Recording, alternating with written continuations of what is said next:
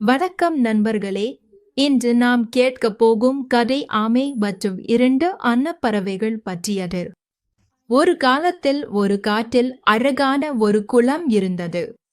அந்த குளத்தில் குஞ்சன் என்று பெயருள்ள ஒரு ஆமை வாழ்ந்தது.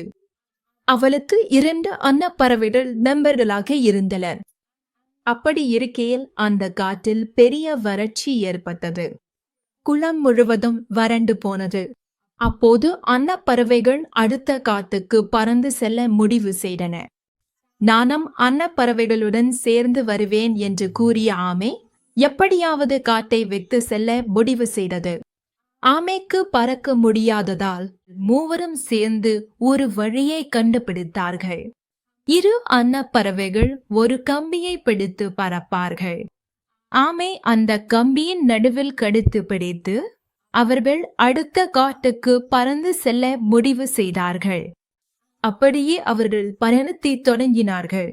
சில தூரம் சென்றபோது ஆமை பறப்பதை பார்த்து பலர் கிண்டல் செய்ததை அவன் பார்த்தான். அவன் கோபத்துடன் அவர்களை திட்ட வாயை திறந்தான். கம்பியில் இருந்து பிடியை விட்டுவிட்டு அவன் கீழே விழுந்தான். நண்பர்களே, நீங்கள் கவனமாகவும் யோசித்து பேச வேண்டும் என்பதே ஆமை நமக்கு சொல்லும் பாடம்.